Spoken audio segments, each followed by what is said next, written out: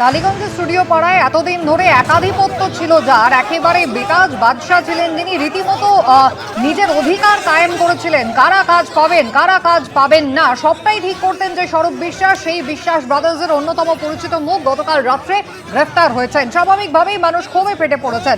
কথা বলবো, আমাদের প্রতিনিধি ময়ূক ঠাকুর চক্রবর্তী রয়েছেন আমাদের সঙ্গে। ময়ূক, স্বরূপ বিশ্বাসের বিরুদ্ধে ঠিক কি কি অভিযোগ হয়েছে এবং বিক্ষোভ ঠেকাতেই কি কোথাও তাকে লালবাজার লকআপে রাখার সিদ্ধান্ত নিয়েছেন অফিসাররা?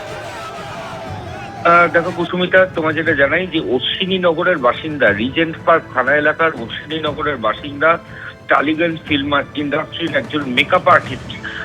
তিনি কিছুদিন আগে একটা অভিযোগ করেন এবং সেই অভিযোগে তিনি পরিষ্কারভাবে বলেন যে তার উপর কি ধরনের অন্যায় হয়েছে, তোলাবাজি হয়েছে।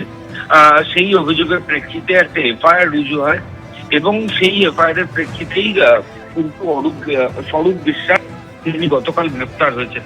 এখনো পর্যন্ত যেটা জানা যাচ্ছে যে ভারতীয় ন্যায় সংহিতার বিভিন্ন ধারা, তার মধ্যে যৌন হেনস্থা রয়েছে, টাকা বা সম্পত্তির আদায়, এক্সটর্শন বা তোলাবাজি, খুনের চেষ্টা বা অ্যাটেম্পট টু মার্ডার, অপরাধমূলক ষড়যন্ত্র, এছাড়াও হুমকি এবং অস্ত্র আইন, এই সমস্ত ধারায় কিন্তু স্বরূপ বিশ্বাসের এগেনস্টে মামলা রুজু হয়েছে এবং যে কটা ধারা রয়েছে ম্যাক্সিমাম ধারাই কিন্তু জামিন অযোগ্য, নন বেলেবল সেকশন। এবং স্বরূপ বিশ্বাসের বিরুদ্ধে এলাকার মানুষেরও কিন্তু জনরোষ রয়েছে। গতকাল তাকে অ্যারেস্ট করার পর প্রথমে নিউ আলিপুর থানায় নিয়ে যাওয়া হয়। সেখান থেকে যখন তাকে মেডিকেল করার জন্য বার করা হয়, তখন বাইরের উন্মত্ত জনতা তাকে উদ্দেশ্য করে চিৎকার করতে শুরু করে। অনেকে ডিমের পেটি, ক্রেট, সেগুলো হাতে করে নিয়ে চলে আসে। ফলত এমন একটা পরিস্থিতি তৈরি হয় যে পুলিশের কেন্দ্রীয় বাহিনীকে কার্যত লাঠিচার্জ করতে হয় পরিস্থিতি স্বাভাবিক করতে। এইরকমও সিচুয়েশন তৈরি হয়। এরপরই লালবাজারের সিনিয়র অফিসাররা সিদ্ধান্ত নেয় যে স্বরূপ বিশ্বাসকে নিউ আলিপুর থানায় রাখলে সেখানে ল অ্যান্ড অর্ডার বা আইন শৃঙ্খলার একটা সমস্যা হতে পারে। সেই মোতাবেক গতকাল রাতেই তাকে লালবাজারে নিয়ে আসা হয়েছে এবং যেটা জানা যাচ্ছে যে আজকে কিছুক্ষণ পরে তাকে আলিপুর আদালতে পুলিশ আধিকারিকরা তুলবেন। পুলিশের তরফ থেকে নিজেদের কাস্টাডির জন্য প্রেয়ার জানানো হতে পারে এবং সবকটা সেকশন তার বিরুদ্ধে যে কটা রয়েছে সবকটাই কিন্তু জামিন অযোগ্য। ধন্যবাদ।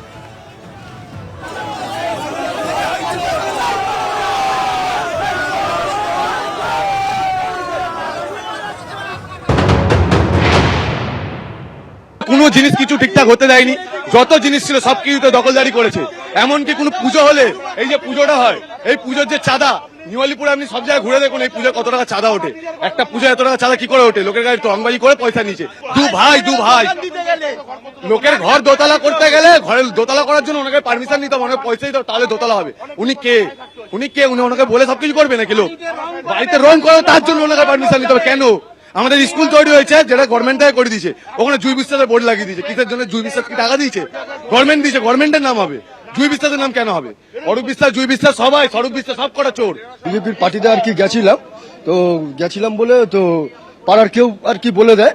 তো বাবা যেহেতু 100 দিনের কাজ করে, তো বাবাকে ডেকে নিয়ে এসে ওদিনকারে সুপারভাইজার বলে দিল যে পিন্টুতে, মানে আমার বাবার নাম, তো বলে দিল ওদিনকারে ওনাকে কোনো কাজে রাখতে দিবি না। তো উনি স্বরূপ বিশ্বাস এসে বাবাকে এসে থ্রেট দেয়, উল্টে বলে তোর ছেলেকে পরে বুঝে নেব, যদি কিছু হয় আমার কাছে আসলে বাবাকে বলছে কিচ্ছু করতে পারবো না। ফেডারেশনের প্রাক্তন সভাপতি স্বরূপ বিশ্বাসকে গ্রেফতার করার পরই ক্ষোভে ফেটে পড়েন বিজেপি কর্মীরা এবং স্থানীয়রা।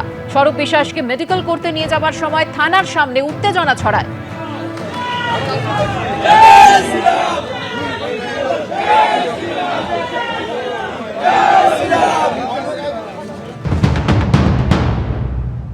ভালো ভালো কাজ করেছে স্বরূপ বিশ্বাস।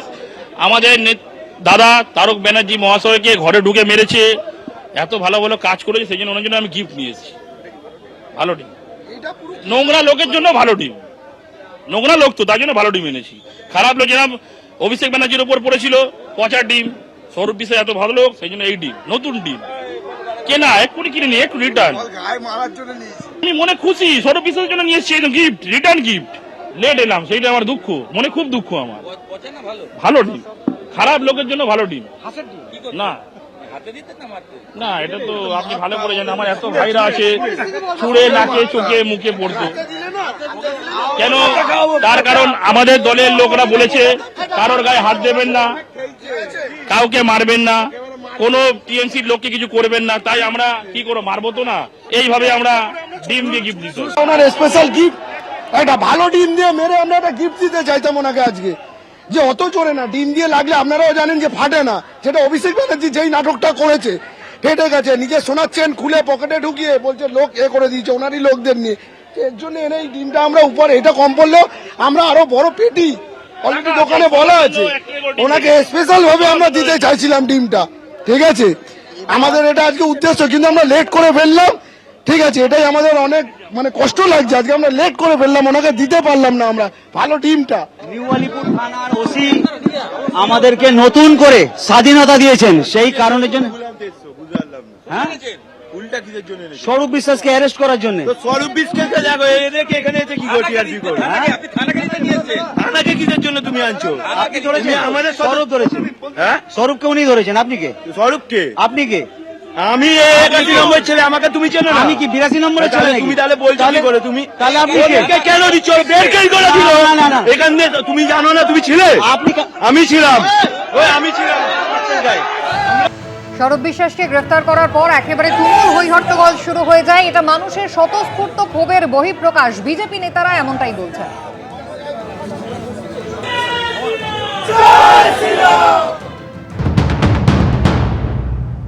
দিনের পর দিন জমি দখল করা, বাড়ি দখল করা, প্লাস আদার যেগুলো রয়েছে সিনেমা ইন্ডাস্ট্রিতে তাদের যে মাফিয়াগিরি, তো মানুষ আজকে যখন পুলিশ তাকে অ্যারেস্ট করেছে, মানুষের যেটা স্বতঃস্ফূর্ত ক্ষোভ তার বহিঃপ্রকাশ ঘটেছে।